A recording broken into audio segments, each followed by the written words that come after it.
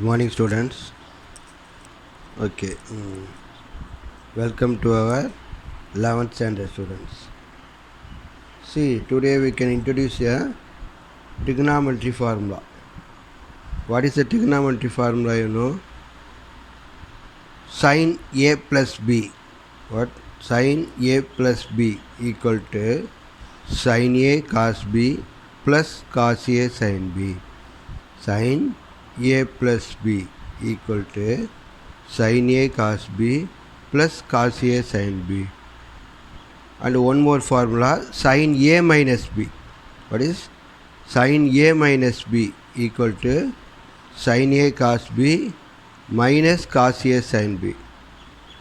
So two formula. What is the formula? Sin A plus B equal to sin A cos B. Tell me. Sin A cos B plus cos A sin B. Sin A minus B equal to sin A cos B minus cos A sin B. If adding of this sin A plus B minus, subtract of this both, sin A plus B minus sin A minus B equal to, change the sign means we get the, after simplification, 2 cos A sin B. You understand or not? முதல்ல அந்த ரெண்டு ஃபார்முலாவே எடுத்துக்கங்க. sin A plus B formula எடுத்துங்க, அப்புறம் sin A minus B formula எடுத்துங்க. அது ரெண்டுத்தையும் நம்ம சப்ட்ராக்ட் பண்ணி பார்த்தோம்னா நமக்கு என்ன ஆன்சர் வருது? 2 cos A sin B. புரியுதுங்களா? ஓகேவா? இதை நம்ம அடுத்த சம்மில் யூஸ் பண்ண போகிறோம். அதுக்காகத்தான் sin A plus B minus sin A minus B equal to 2 cos A sin B. 2 cos A sin B. See, இது தெரியும் இந்த formula. Limit θ tends to 0 sin θ by θ equal to 1. Limit θ tends to 0 sin θ by θ equal to 1. See, sum number 10. sin A plus x minus sin A minus x. A plus B க்கு பதிலாக A plus xன்னு இருக்குது. அப்படிதான்ப்பா? A plus x A minus x. Okay, அப்போ இதை சிம்பிளை பண்ணால் என்ன வரும்? 2 cos A sin x. இந்த ஃபார்முலா பிரகாரம் இந்த சப்ராக்ட் பண்ணிட்டு இந்த position 2 cos A sin B. ஏக்கு பதிலாக ஸ்மால் a, பிக்கு பதிலாக x. 2 cos A sin x by x. Sir அந்த எக்ஸ் அடிச்சுட்டு போடா, அடிக்கலாம் கூடாது, சைனுக்குள்ளே இருக்குது அந்த எக்ஸ். இப்போ 2 cos A sin x by x. இப்போ நீங்கள் இது சப்ராக்ட் பண்ணிவிடுங்க. 2 cos Aன்றது கான்ஸ்டன்ட், ஏன்னா எக்ஸ் வேரியபிள் இல்லை, அதனால் 2 cos A அப்படி தனியாக செப்பரேட்டாக எடுத்துக்கோங்க. லிமிட் எதுக்கு சப்ஸ்டியூட் பண்ண போகிறோம்? எக்ஸுக்கு தான். Limit x tends to 0 only given. அப்போ now you can take sin x by x. So limit sin x by xன்றது என்னது? Very good, 1 1 1. Limit x tends to 0 sin x by xன்றது 1. அப்போ 2 cos A into 1 to the answer is 2 cos A. Very simple problem.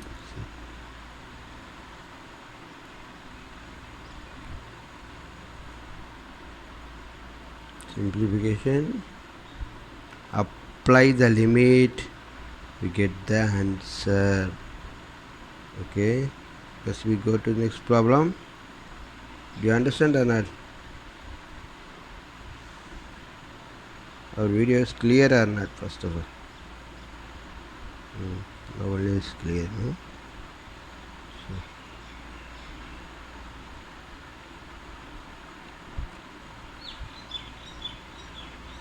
using this formula, this. Okay, sin A plus x minus sin A minus x. Okay, we go to next problem.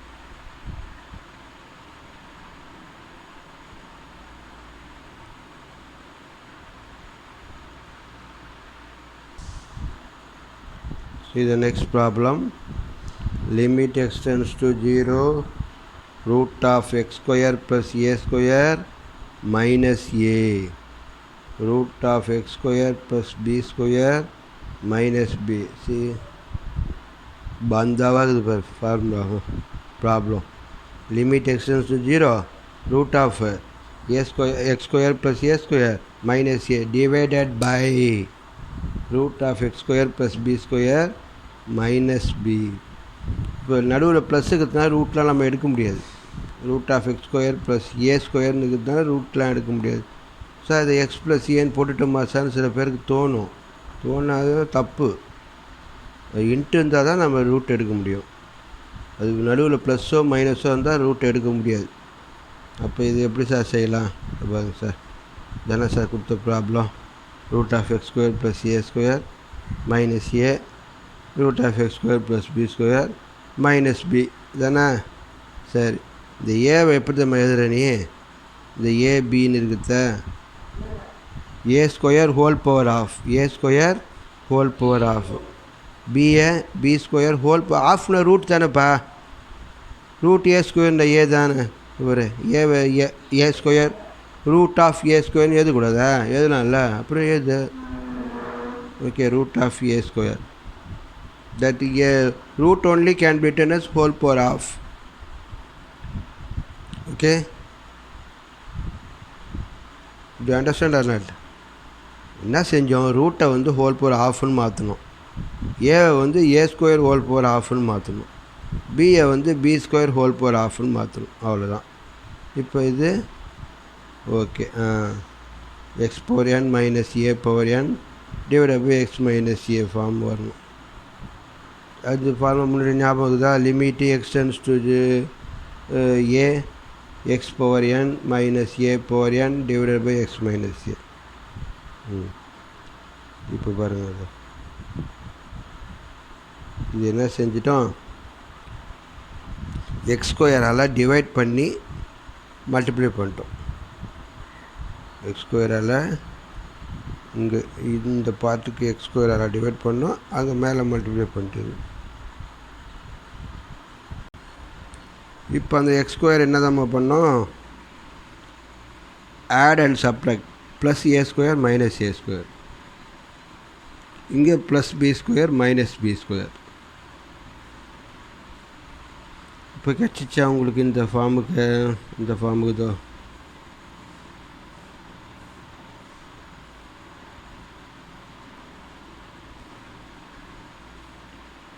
ஓகேப்பா. இப்போ now you can take, ஏன்னா x tends to ஏன்னு வரணும் இல்லையாப்பா. இங்கே எக்ஸுக்கு பதிலாக என்னன்னு இருக்குது? ஃபார்முலாடா limit x power n limit x tends to a x power n minus a power n divide by x minus a தானே ஃபார்முலா. இங்கே எக்ஸுக்கு பதிலாக எக்ஸ் ஸ்கொயர் ப்ளஸ் ஏ ஸ்கொயர்னு இருக்குது, அதனால் எக்ஸ் ஸ்கொயர் ப்ளஸ் ஏ ஸ்கொயராக எடுத்துங்க.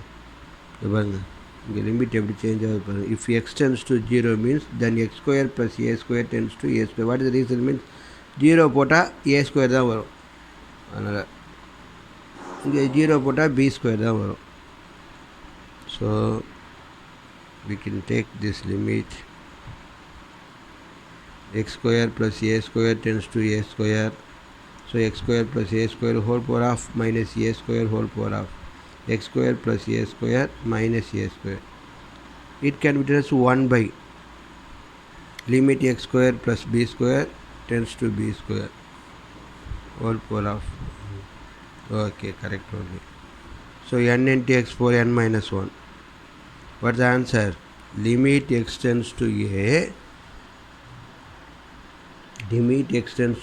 a x power n minus a power n divided by x minus a equal to n into a power n minus 1. Previous exercise இந்த formula நம்ம use பண்ணோம். இந்த formula இதில் வந்து வெறும் நம்ம sin theta by theta ஃபார்முலாவே யூஸ் பண்ணிட்டோம். இப்போ நீங்கள் பழைய ஃபார்முலா மறந்துருப்பீங்க இல்லையா? அப்போ n-க்கு பதிலாக இங்கே 1/2ன்னு இது பாரு. n-க்கு பதிலாக 1/2, a-க்கு பதிலாக a ஸ்கொயர். அப்போ 1/2 a square whole power n minus 1லேயே, அப்போ 1/2 மைனஸ் 1. இங்கேயும் n-க்கு பதிலாக 1/2, a-க்கு பதிலாக b square. So we can get this. புரியுதாப்பா? 1/2 அடிச்சிட்டுமா சொன்ன அடி வெளுத்து வாங்க. 1/2 கேன்சல். இது அப்படியே மேலே போச்சுன்னா பவர் ப்ளஸ் ஆகிடும். அப்போ b² divided by a² minus ஆஃப்ன்றது ப்ளஸ் ஆஃப் ஆகிடும். அப்போ ரூட்டும் b² ஒன்றா வந்ததுன்னா கோயிந்தா கேன்சல். ஸோ b/a வந்து ஆன்சர். ஃபைனலாக சூப்பராக என்ன பண்ணுவோம், என்ன பண்ண சொல்லு பார்ப்போம், ஞாபகப்படுத்து. அவனுக்கு கொடுத்ததை ரூட் ஆஃப்னு மாற்றணும். ஏ வந்து a²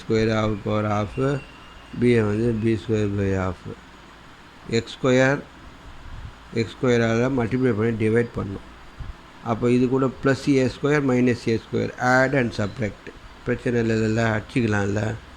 இங்கேயும் ப்ளஸ் b² மைனஸ் b² அப்படியே பேர் பண்ணோம். இவருக்கு தேவையானது இதை, அவருக்கு தேவையானது அவரை. இவர் 1/, போட்டினா அழகாக வந்துடுச்சு. லிமிட் எடுத்துக்கணும், ஏன்னா x → a ஃபார்ம் வரணும். இங்கே எக்ஸுக்கு பதிலாக x² + a² இருக்குது. அதனால் சொல்ல பிடிச்சி அதை எடுத்துக்கோ. அப்படியே சப்ஸ்டியூட் பண்ணு.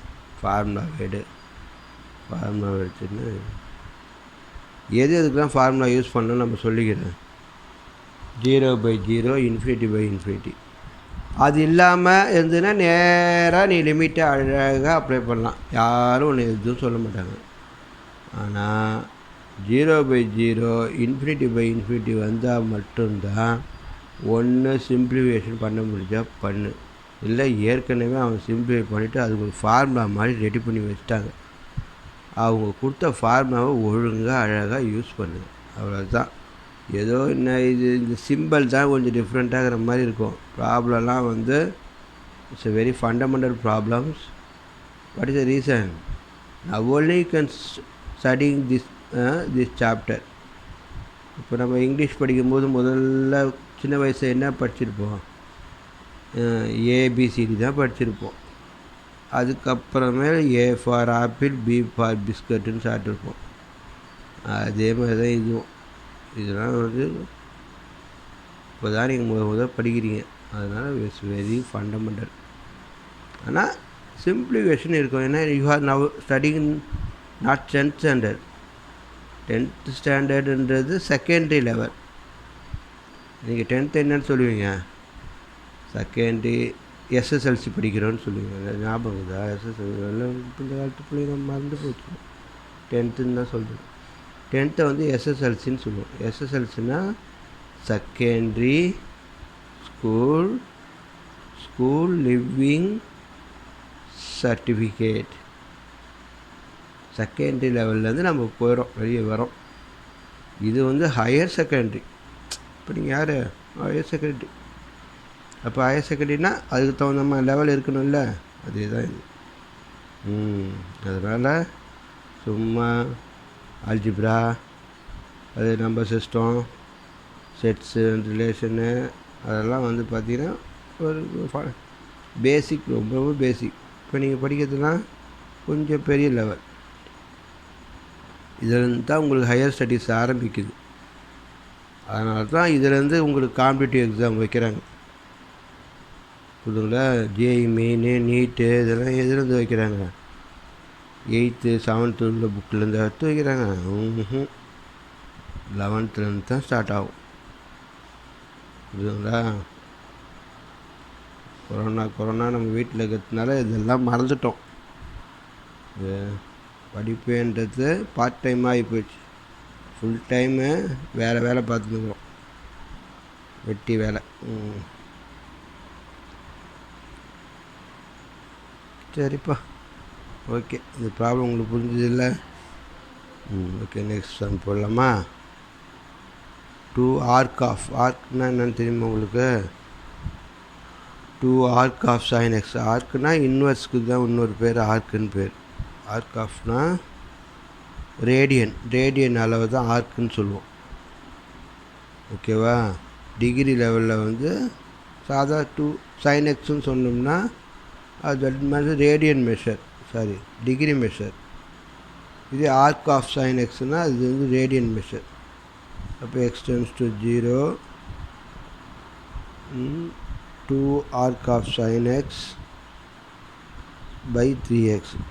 இது என்ன செஞ்சோம், லிமிட் 2/3 எங்கே இந்த 2 இருக்குது இங்கே 3 இருக்குது, அது வெளியே தூக்கிறாச்சு.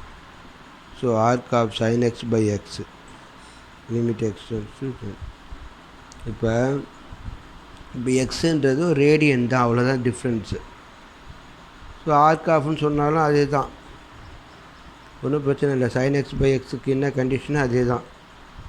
சைன் எக்ஸ் பை வெரி எக்ஸுன்னு சொன்னோம்னா அது தட் இஸ் த என்ன மெஷர்னு சொன்னோம், டிகிரி மெஷர். நம்ம டீட்டா ஜென்ரலாக டீட்டான்னு சொல்லுவோம், sine theta by theta.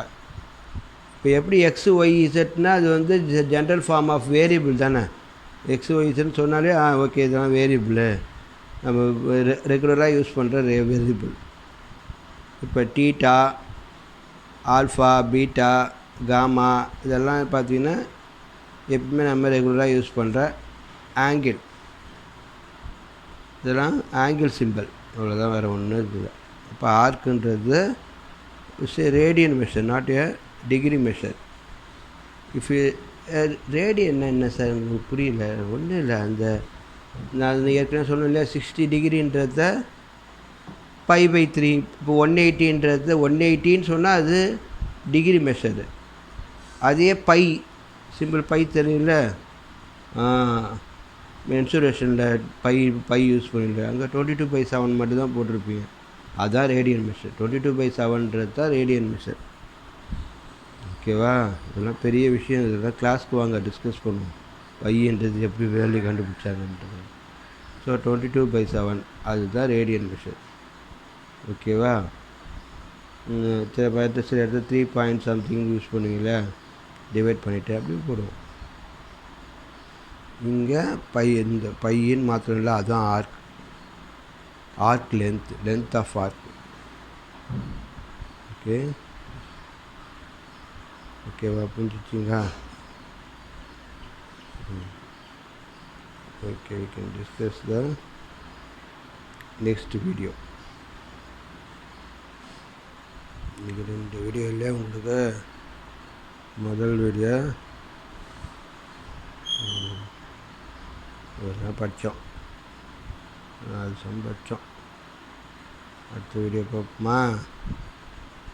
Maths video தான் பாரு.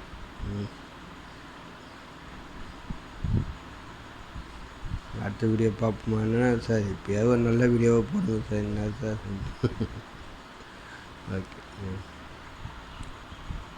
Okay, finally what are the problem we can discuss. Sum number 10, you use the trigonometry formula. Sum number 11 is adjustable formula, that means it's divided by x square, multiplied by x square plus add and subtract like that. Okay, next see arc of. Okay, thank you very much students.